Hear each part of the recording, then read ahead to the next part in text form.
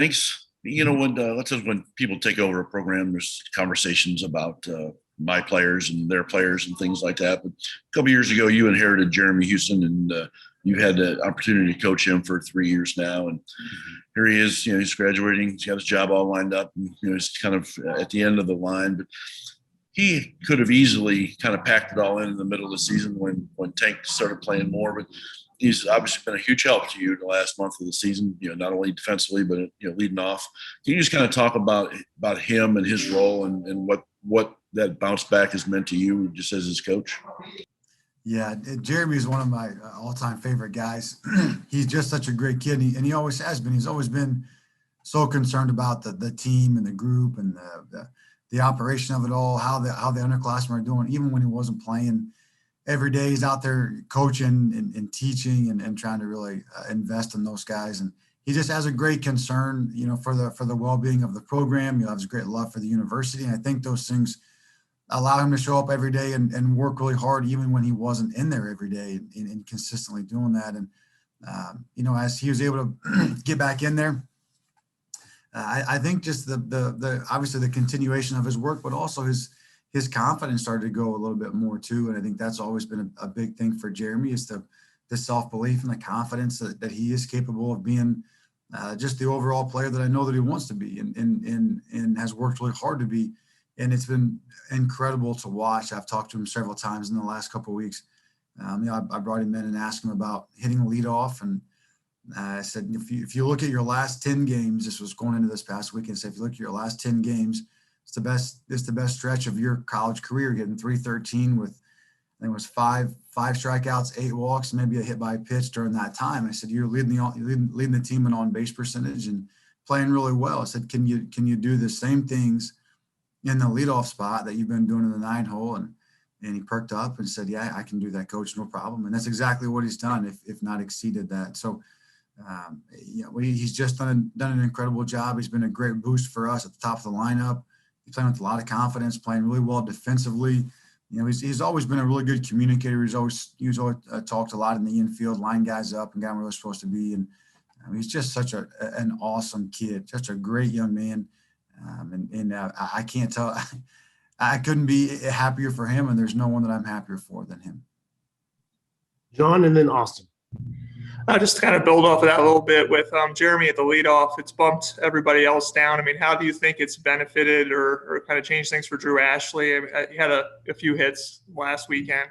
How do you feel like that's changed things for him and the other batters that kind of moved down the lineup?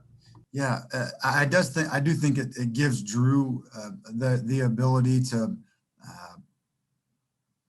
be more multifaceted. He can do different things. The intention is to allow Drew to hit and run, to bump for a hit, to push bunt if there's a lefty on the mound, to do something that allows him to utilize more of his bat to ball skills in different ways than just going up there and trying to get a walk or get a hit, especially to lead off the game. And he does have bat to ball skills, and I thought maybe a change of scenery a little bit, change of job roles and duties, may help him a little bit, or just not help him. I shouldn't say, that's not the right word, but just utilize his abilities better.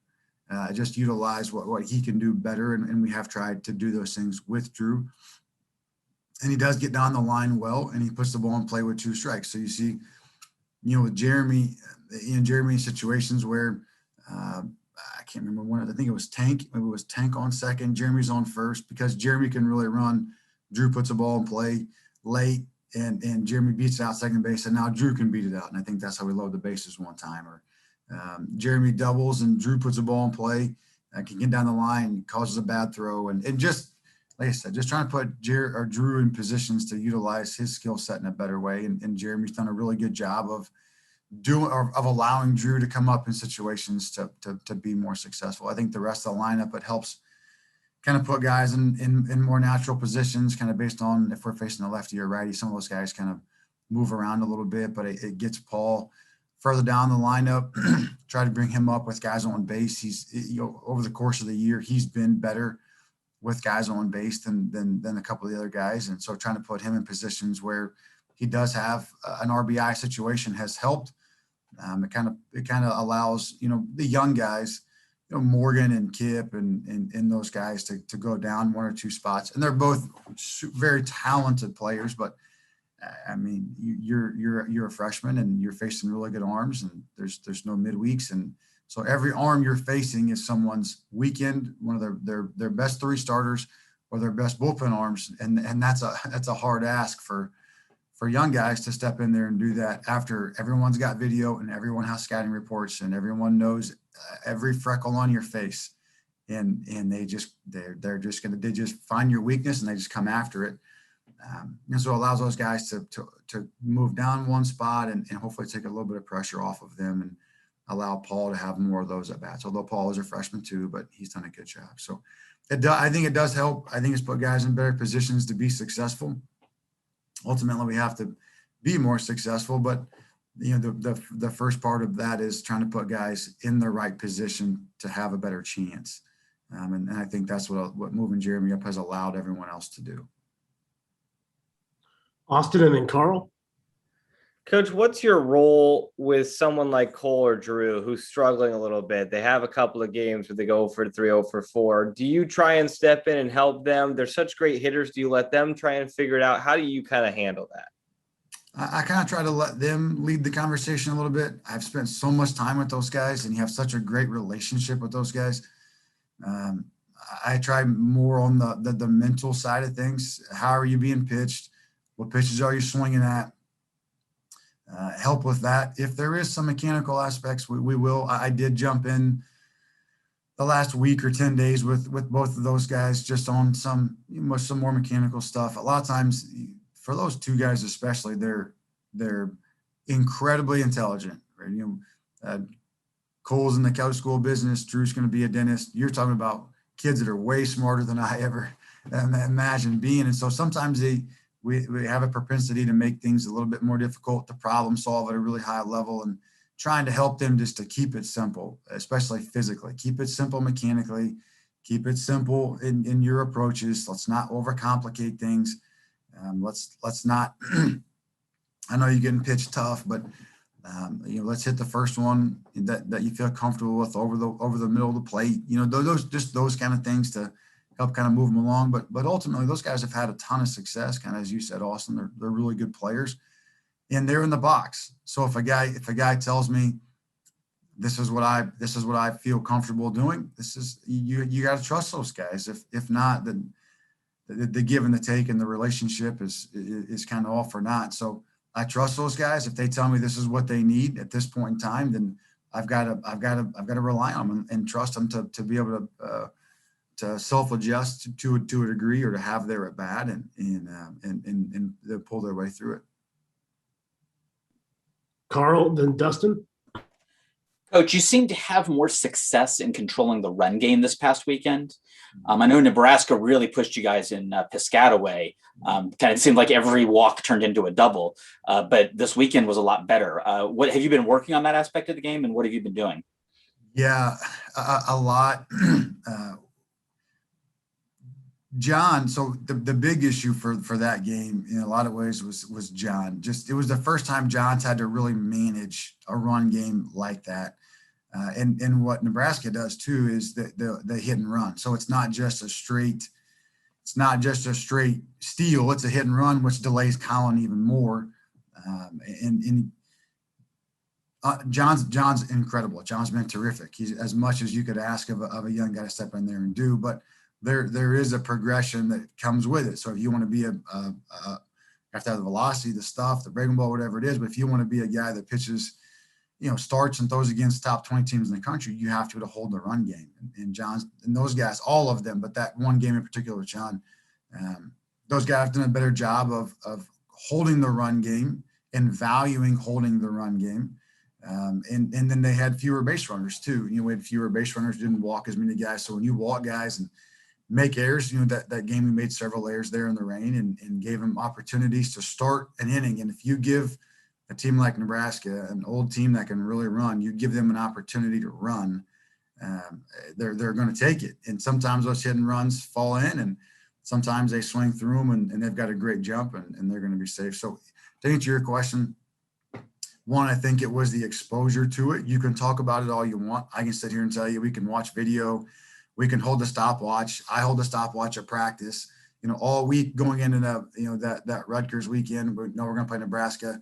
And I'm holding the stopwatch on ground balls, and we're doing the 4-1 with nobody on base and the 4-2-5 double play balls, and we're doing pitchers and all that stuff, and that's great.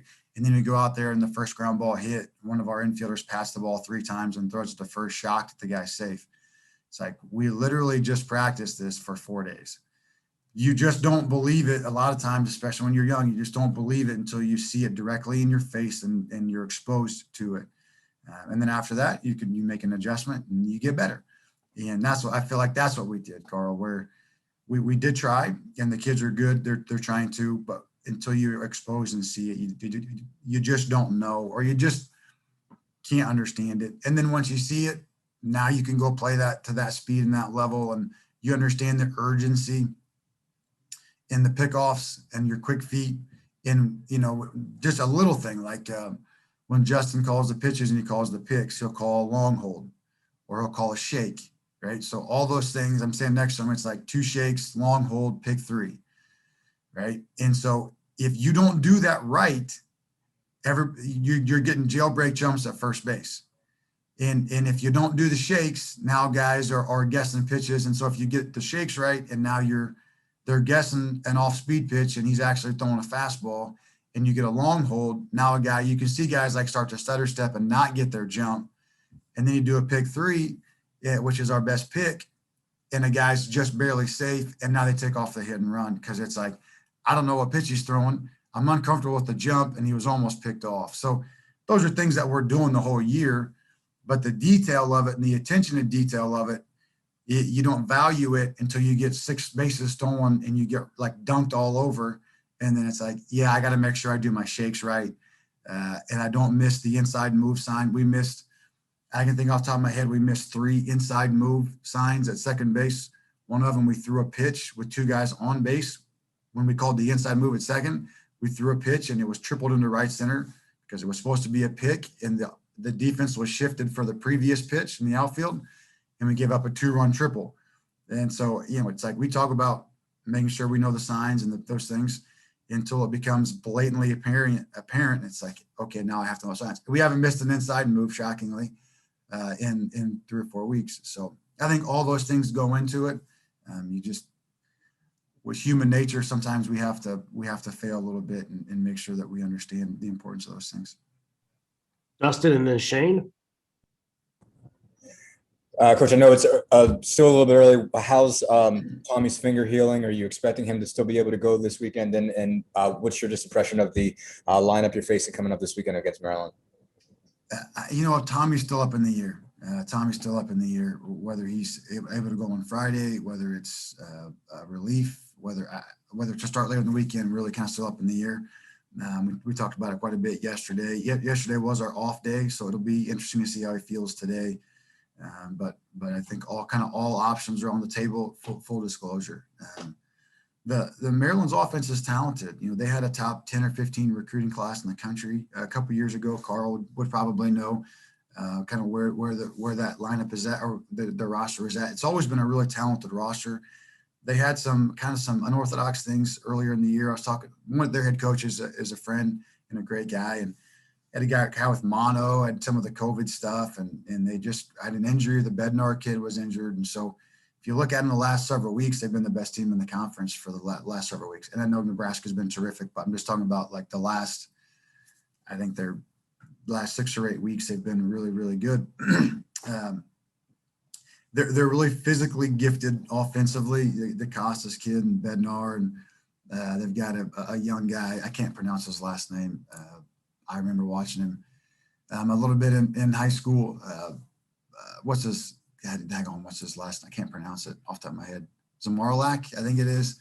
And they got a couple of those guys that are just really gifted. So if you look at their statistics say that they're a well-balanced offense, but the last several weeks have played really, really well. The Dean kid on Fridays has been outstanding, a pitchability guy. They got the Burt kid, who's a big-time prospect, a lot like McCade Brown. So they're a really talented roster. They've been playing really well. They've really gelled well together, and it's going to be a fight. But Rob's a good dude, and they're well coached and are talented, so it'll be fun. All right, we've got time for three more. Shane, Tom, and then John. Hey, Coach, I'm Shane Connick from Maryland. I'll be calling this series on BTN Plus this weekend. Yeah. So, your pitching staff this year has a Big Ten low 3.14 ERA thus far. What kinds of things have stood out to you about your rotation? Well, I think the rotation has been good, but I think what's really stood out to me is our bullpen and the depth of our bullpen, to where you don't have to overexpose your starters. I think that's what's really helped us a ton.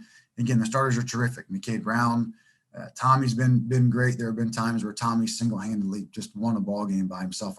Tommy Summer, McKay Brown's been terrific. Gabe Bierman has single-handedly won us a couple games. But I think what's helped is having guys like for our bullpen, John Badunio and Nate Stahl, Matt Litwicki, Grant Machaki here as of late, Reese Sharp. When a guy's done, we can get him out of the ball game and not have to have him go through the lineup one more time, not have to expose him. If there's guys on base, we can really limit damage.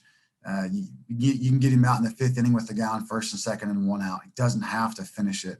You can go to the pen and have the confidence that we're not going to run out of guys. So I think that's what impressed me the most. Our starters have been great.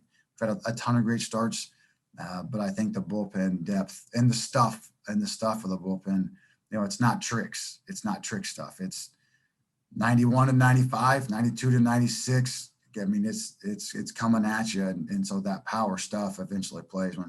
When you're striking guys out, it's a lot easier to not give up runs, and anytime the ball gets put in play, you obviously have a higher probability of runs. So the high strikeouts, the power stuff out of the bullpen, I think has really helped.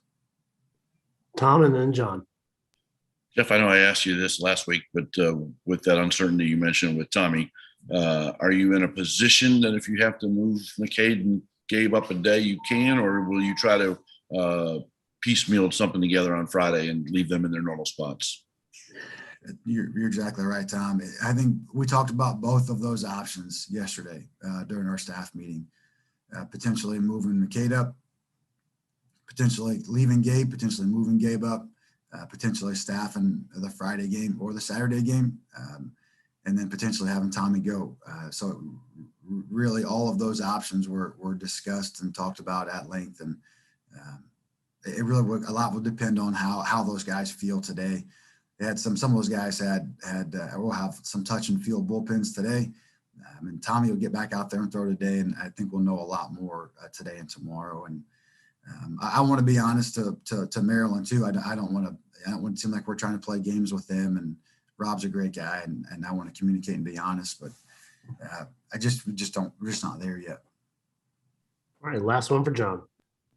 I guess how would you describe the mentality that you want your guys to go into next weekend? I mean, this weekend, you were talking about having fun, and that really helped a little bit maybe, Do you want fake horse races in the dugout, or do you want like a real serious mentality, with this series being so important? Yeah. Whatever they choose to do in the dugout, I've always had a pretty loose feel for those things. But I think what I would like them to know is I'm just very proud of them. They've worked really hard. We've had really good times in the season. We've had some struggles, but it's never been for a lack of care. It's never been for a lack of investment. And I guess that was kind of my point the other day was, sometimes we want it so bad that sometimes we want to do well so bad that sometimes we can stub our toe in the attempt. And that's, for us coaches too, is as you're trying to help those guys, some of those young guys especially. They haven't been through it, and you're trying to help them get through it. And then some of the upperclassmen feel more pressure to help, and then they start to press a little bit, and then everyone's kind of, doesn't want to talk about it, but probably pressing a little bit in those things. And so what I'd like them to do is just know I'm really proud of them. They've worked really hard. They've earned the opportunity to go out and enjoy playing the game together this weekend. And if we get to play more than that, great. And if we don't, that they didn't, there wasn't anything they left undone. It wasn't like they didn't work hard enough or try hard enough or anything. It was sometimes baseball is still a game, and sometimes we get in our own way a little bit. But man, oh man, they've given everything they've got. I do know that. So I really just when I say having fun, I just want them to enjoy the opportunity to play and be together and trust themselves and trust the work that they've put in. And they're going to go play against a really good team, but so are we. And we've proven that. And so I think it's going to be a very competitive weekend. And if those guys can go out and enjoy themselves, then the work's done by now. So it's just time to go and compete.